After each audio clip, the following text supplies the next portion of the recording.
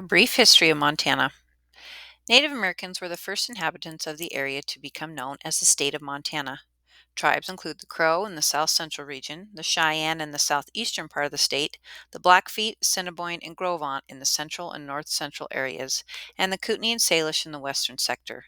The Pend Oreille were found around Flathead Lake, and the Kalispel occupied the western mountains. The Lewis and Clark expedition of 1804 to 1806 was the first group of white explorers to cross Montana.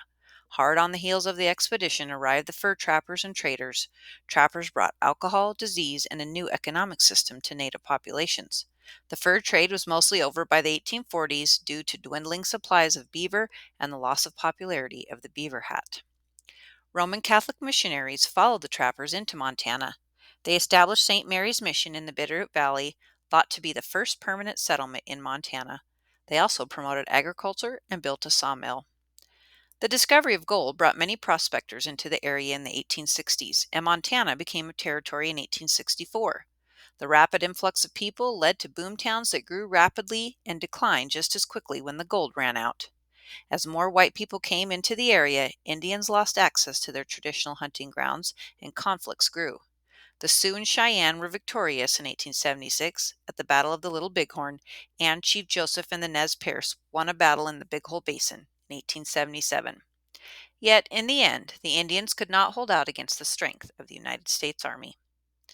Miners weren't the only early settlers in Montana. Cattle ranchers began flourishing in western valleys during the 1860s as demand for beef in the new mining communities increased.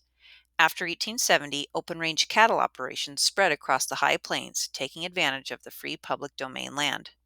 During the 1880s, railroads crossed Montana, and the territory became a state in 1889. Hard rock mining also began at this time. Butte became famous when silver and copper were discovered. The Anaconda Copper Company, owned by Marcus Daly, became one of the world's largest copper mining companies and exercised inordinate influence in the state. Cattle and sheep ranches continued to take advantage of Montana's abundant grasslands. Passage of the Enlarged Homestead Act in 1909 brought tens of thousands of homestead farmers into the state looking for inexpensive land. Wheat farming was popular until an extended drought and a drop in market prices after World War I ruined many farmers. The homestead bust forced many farmers to abandon Montana. Montana's post-World War I depression extended through the 1920s and right into the Great Depression of the 1930s. Then President Franklin D. Roosevelt's New Deal brought relief to the state in the form of various projects and agencies. The building of Fort Peck Dam, the Civilian Conservation Corps, the Works Projects Administration, the Agricultural Adjustment Administration. These alphabet agencies mark the first real dependence of the state on federal spending in the 20th century, a reliance that would build through the century. As across the nation, World War II broke the hold of the Great Depression on Montana. The war brought additional federal monies to the state, but drew young people into the service and into wartime industries on the West Coast. The resultant wartime dislocation changed Montana forever.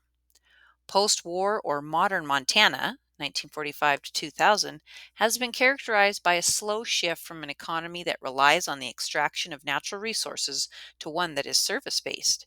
Such traditional industries as copper, petroleum, coal, and timber have suffered wild market fluctuations and unstable employment patterns. Agriculture, while dependent on weather, a declining workforce, and international markets, has remained Montana's primary industry throughout the era. After 1970, tourism supplanted mining as the state's second largest industry. This era also saw the important shift in the state's transportation system, from railroads to cars, trucks, and highways. Montana post-war politics has been keyed by some remarkable national politicians. James E. Murray, Mike Mansfield, Lee Metcalf, Pat Williams. Montanans more conservative on the state level frequently have split their legislative houses and sought only moderate change. An exception was the passage of a new state constitution in 1972, one which placed more responsibility on the individual voter and made significant strides to protect the Montana environment. Some observers say that much of subsequent Montana history can be seen as the working out of that 1972 constitution. Montana's post war society has evolved significantly during the modern era. Population shifts have loaded most of Montana's people in the western one third of the state and emptied out eastern Montana's vast spaces, and a drop in population cost Montana a U.S. House seat in the 1990s. The state's population only surpassed 1 million in 2012. While some national observers consider Montana a part of America's cultural outback, many Montanans pride themselves on their strong spirit of community, their close contact with the environment, and their fundamental sense of place. The debate continues.